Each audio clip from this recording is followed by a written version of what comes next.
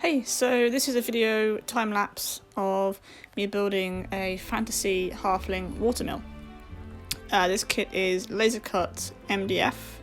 It sort of slots together with little tabs and holes.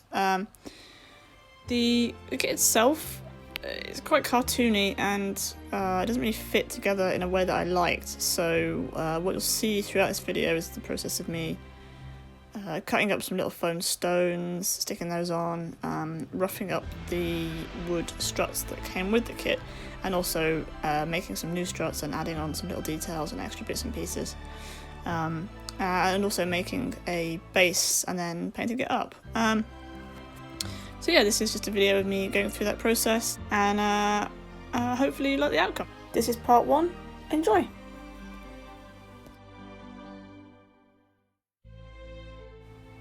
So what you'll see in here is just me carving out some little grooves and stuff into the wood that hasn't been laser cut, using a wire brush to add some detailing and some of the grain to the wood, because only some bits had laser cut details, some bits were blank, so I was just adding that on.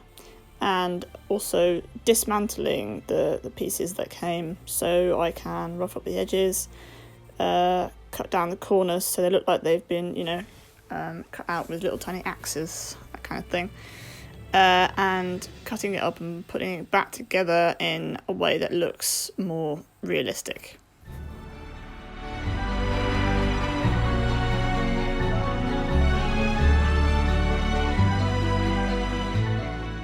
A lot of progress, got some brickwork on there. I'm going to fill that in with watered down milliput later. Try and fill in some of the mortar. All the wood has been roughed up because it came looking like this, which looks really cartoony. Didn't really like it. So that's now nice and gnarly. I could do something with a roof, I think, to make some 3D roof tiles. I also did some stuff for the windows, but yeah, it's looking alright.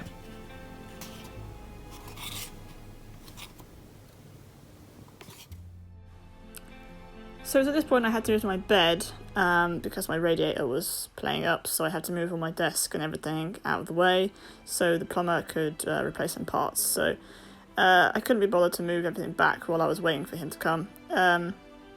So I did some extra little bits, what I could, over here. It's a lot harder doing it on my lap, cutting the wood up with a knife than it would be on my desk. So I kind of gave up with that and just started making more foam bricks and pieces for the other side and for the base edging. And then I just kind of left it until I could move everything back and get back to my desk.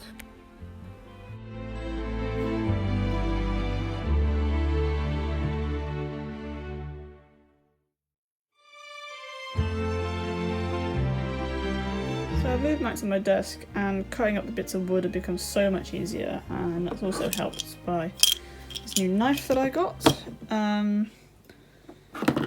So just off camera, sort of on and off while I was sorting everything out in my room, finished up the front bit. I couldn't really decide what to do with the door, so I thought actually it looked quite good, sort of a jar like this. And I had this sort of strange sort of triangular shaped foam stuff that I found, and I was trying to work out whether to do like some wooden archway around the door or whether to build the stone all the way up, but actually I think just a simple little like rain shelter like this does the job. So I just put that on and bent it round, and that made my life so much easier because it was flexible.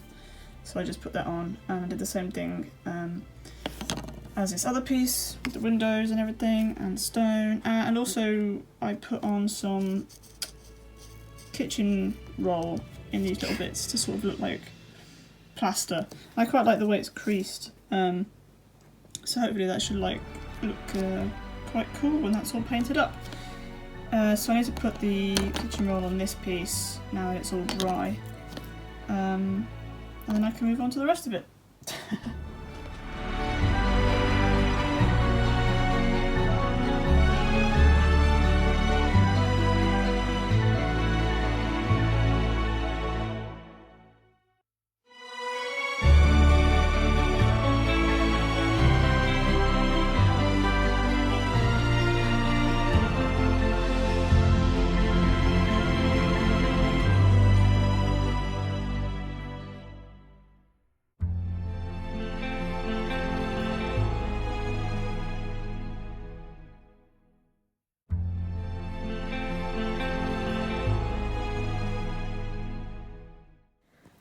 So just a quick update on how I make the roof tiles. The kit I'm building came with these sort of laser cut panels, but there's zero depth to them at all. And I don't even think it's that thickly etched, so I don't think with the paint I use it'll actually show up as anything.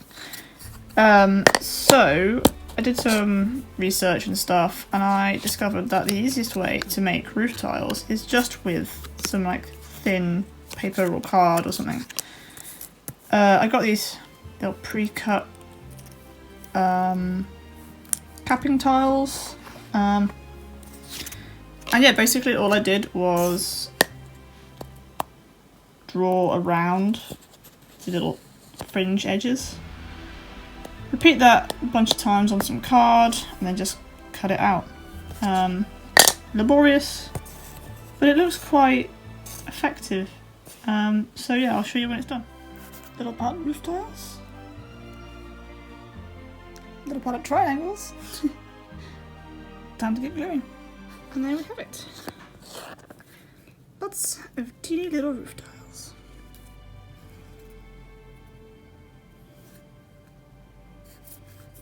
One down, 3 to go.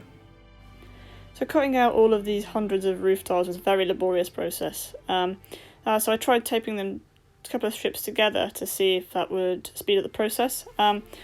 This was tricky, but it actually really did help. It cut that process down by quite a lot.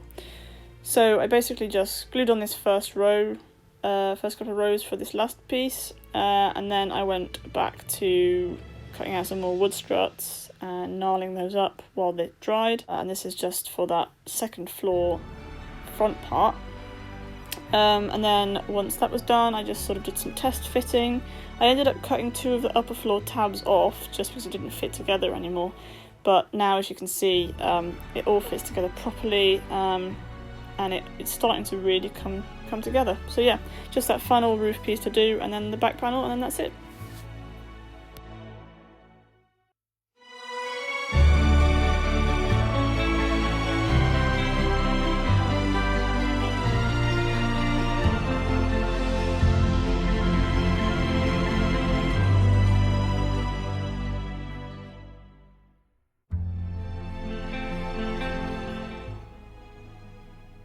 So, the main building is pretty much complete.